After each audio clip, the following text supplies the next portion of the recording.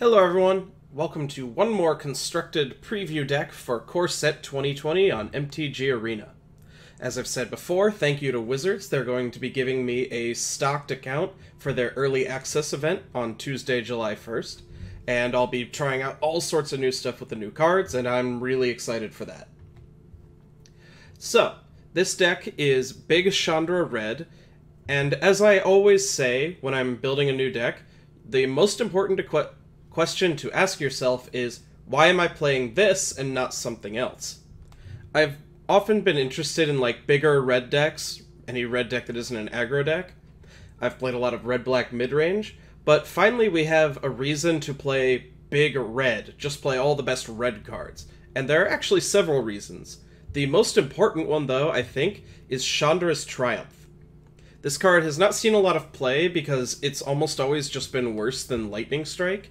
It hits creatures or planeswalkers, which is just strictly less than Lightning Strike does, and we only had one Chandra in Standard to try and trigger the 5 damage part, so it just really wasn't relevant at all.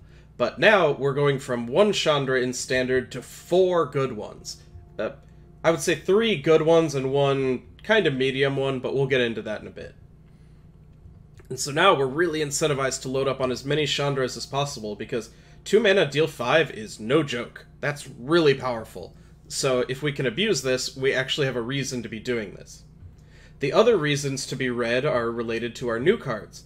Chandra's Regulator specifically works well with Chandra Planeswalker cards, and also does what Big Red wants to do anyway, being able to loot away our red cards. And I guess that's another reason to be just red. Like, if you splash black, then this card becomes much worse. But yeah, it loots away our cards that we don't need and turns them into things we do, and the first ability is quite powerful. If you're playing even a little off curve, being able to double dip on basically any ability from any of these Chandras seems pretty fantastic. Like, play 6 mana Chandra, use her -3, and double it, that's going to deal 6 to everything. That's probably just a board wipe. So yeah, Chandra's Regulator, powerful, and even if it turns out not to be good enough, it's a reason to try. It's a reason to play this instead of a red-black deck or a red-blue deck. And the final reason to specifically be red instead of something else is over here in our new 3 mana Chandra, Acolyte of Flame. The important thing here is her 0 ability, put a loyalty counter on each red planeswalker. If we were playing with, I don't know, Narset or something like that, then that ability doesn't do anything. But in a deck with 6 different red planeswalkers, suddenly that ability becomes very attractive. Just being able to 0 over and over and get extra devils out of Tybalt, or extra dragons out of Sarkhan, or whatever. That just seems really good to me, and should let us gradually build up to an overwhelming board presence. So now getting into specific cards, or I guess now that I've said why we're going to play this, I'm going to talk about what the deck's trying to do. So basically we're trying to generate an overwhelming advantage by slowing the opponent down and building up advantages over time with our powerful planeswalkers. We've got some removal to slow them down. As I said, I think Chandra's Triumph is excellent if you can reliably get the 5 damage. We know Lava Coil's great, we know Shock is great, Direfleet Daredevil's a good defensive creature, Tybalt is good at defending things. And then, now we need to look to our advantage cards. Chandra Fire Artisan draws us extra cards. We can chip away at opposing planeswalkers with our removal, but also, one issue that cards like Chandra's Triumph tend to run into is, let's say an opponent plays, I don't know, a Teferi, and upticks him, or whatever planeswalker, and it gets up to like 6 or 7 loyalty. If they play a 6 mana Liliana and uptick, what can we possibly do? And that's what interests me about this strategy, is that our Chandras actually are quite good at working together with these abilities. If they have a Chandra or a Liliana at 7 loyalty and we Chandra's Triumph her down to 2, either Chandra Acolyte of Flame or Chandra Novice Pyromancer are capable of finishing that Liliana off, and so we don't need to spend 2 or 3 or 4 cards on one planeswalker like a big red deck might otherwise have to do.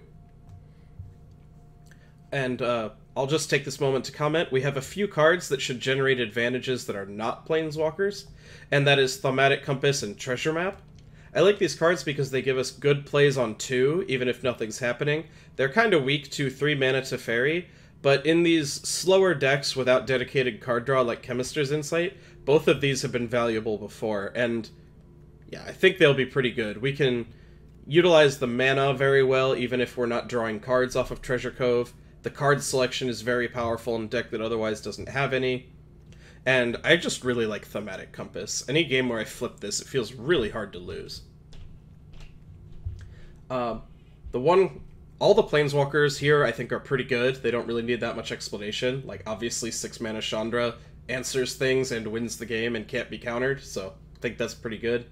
The one card I feel the need to explain, because I didn't actually even have it in my first iteration, was the 4 mana Chandra, the 3R Chandra Novice Pyromancer. And, like, her uptick is obviously only good with Chandra Acolyte of Flame, so that's not very relevant. But her other 2 abilities are both very good in this deck, and so that's why I thought it was worth mentioning. Obviously, just shocking whatever is powerful. There's usually some advantage you can get out of that, whether it's finishing off a small Teferi or a Narset or killing a small creature. But also her ability to add RR I think is going to be pretty good here. We have lots of ways to use our mana and lots of big, expensive mana things, and so a card that generates a board presence by just being there and continuing to add advantages, while at the same time being able to power out like an early Chandra Awakened Inferno, seems really good. Also, in particular, she works towards things like that because RR is like exactly the right amount of mana in this deck. If we're a little bit behind on board, but then Chandra Novice Pyromancer comes down, she can immediately add RR, and Chandra's Triumph anything. Like, if they've got a Steel Leaf champion, she can come down and add the mana to just blow it up. And we've got 2 different cards that could even do that. So I think this card is better than it looks because it just works with a lot of what else the deck is doing. The final things that I need to explain are, you may notice there's only 18 mountains here, but that's because I've added a couple lands from the new set. And there are a couple reasons I think we can do this. We've got very few plays on 1, and so tap lands aren't necessarily the death of us. And we have a lot of ways to, I think of it as like adjusting your mana. Like, if our 4th land comes into play tapped, we can play our 3-drops, or we can play one of these 2-drops and do something else with 1 mana, whether it's activating Chandra's Regulator, or activating Treasure Map, or things like that. When you have these 1 mana activated abilities, you can adjust to a land entering tapped much better than if you just have cards that cost different amounts of mana. And so that's why I think Temple of Triumph is worth playing. It's possible it should be less, it's possible there shouldn't be any. Maybe I should just have a million mountains. But Scry 1 is pretty powerful. So, yeah, I think that could be worth it, and at the very least I want to try it. And then finally, last card is Cryptic Caves. This deck needs all of its mana a lot of the time, and so basically we're not going to just want to crack this. We're not a Horizon Canopy type deck. But at the same time, that means that we don't really care about the restriction that much. Only being able to sack when we have 5 or more lands is fine, because we really only wanted to crack this when we have 8 or 9 lands or something like that anyway. And so the colorless land might be too bad. We've got things like Wily Goblin that really could punish us for drawing that. But at the same time, being able to turn cards into lands has always been very valuable, and so might be worth our time. There are several other utility lands we could play. The Red Memorial might take care of things, or we could play Field of Ruin, but I want to try out the new ones. You may notice that this deck, you can tell that it's not optimal simply because there are a million 2 and 3 copy cards, and that almost never shows up in actually good decks. But for this first event, I just want to see how the new things work, so that's why I'm playing a lot of 2s and 3s. I am excited about this. I think this type of strategy could actually be okay, which is exciting because Big Red is like never very good. The answers aren't flexible enough and you don't have good ways of generating card advantage. But I think this deck might actually have both of those, so that's pretty interesting. So I think that's just about it. This is, like I said, the last one of these I'm going to do. you can go ahead and tune in on July 1st as I play these 4 decks and probably some amount of other things. It should be really exciting. And then if you follow the Twitch link down below, you can tune in for that event. And I just stream 2 days a week every week, so you can check me out then. That's all for today. Thanks for watching.